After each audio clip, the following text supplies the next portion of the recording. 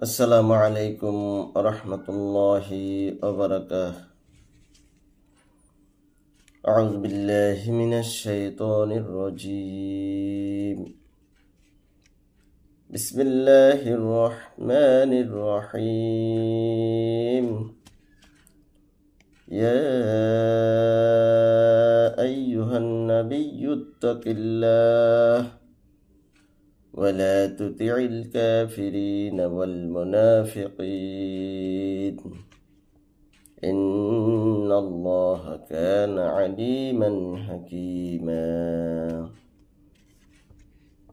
হে নবী, আল্লাহকে ভয় করুন এবং কাফির আর মুনাফিকদের আনুগত্য করবেন না। আল্লাহ সর্বজ্ঞানী প্রজ্ঞাবান। সূরা আহজাব আয়াত নং 1। আমানতু বিল্লাহ।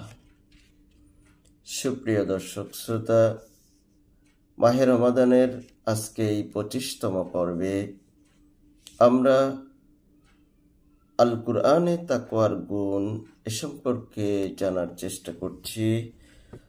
আজকের তেলাওয়াতকৃত আয়াতে আল্লাহ রাব্বুল আলামিন মানব জাতিকে নির্দেশ দিচ্ছেন আল্লাহকে ভয় করার আর কাফির এবং মুনাফিকদের আনুগত্য নির্দেশ না মানার।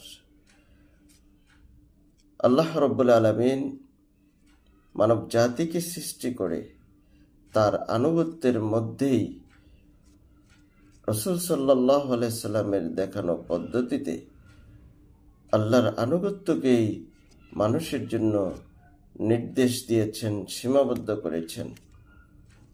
মানুষ যেন আল্লাহ রাব্বুল আলামিনের আনুগত্য করে, আল্লাহ রাব্বুল আলামিনের নির্দেশ পালন করে, সেজন্যই দুনিয়ায় মানুষের বিচরণ।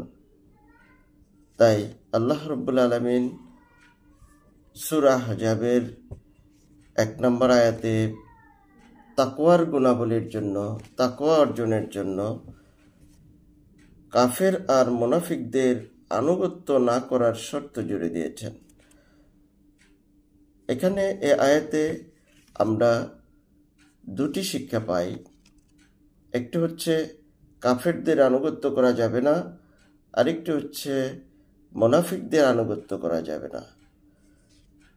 আল্লাহ রাব্বুল আলামিন আল কুরআনুল কারীমে তাকওয়ার গুণ অর্জন করার জন্য যে কয়টি নির্দেশনা দিয়েছেন, এই আয়াতে এই দুইটি নির্দেশনাও যুক্ত করেছেন। সুপ্রিয় দর্শক শ্রোতা, আমরা চলমান এই রমাদানে সিদ্ধান্ত গ্রহণ করতে পারি যে আমরা কাফির এবং মুনাফিকদের আনুগত্য করব না। আল্লাহ রাব্বুল আলামিনের মোকাবিলায় আমরা অন্য কারো আনুগত্য করব না, অন্য কারো নির্দেশনা আমরা পালন করব না।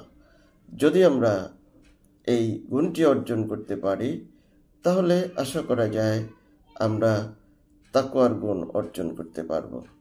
আসুন চলমান মাহে রমাদানের এই 25তম পর্বে আমরা এই সিদ্ধান্ত গ্রহণ করি, আমরা এই গুণ অর্জন করার চেষ্টা করি। আমরা কাফির আর মুনাফিকদের আনুগত্য করব না। আল্লাহ রাব্বুল আলামিনের মোকাবিলায় তার কোনো সৃষ্টির আনুগত্য আমরা করব না। আল্লাহ রাব্বুল আলামিন আমাদেরকে সেই তৌফিক দিন এবং একজন তাকওয়াবান মুত্তাকি বান্দা হিসেবে কবুল করুন। আমিন। আসসালামু আলাইকুম ওয়া রাহমাতুল্লাহি ওয়া বারাকাতুহু।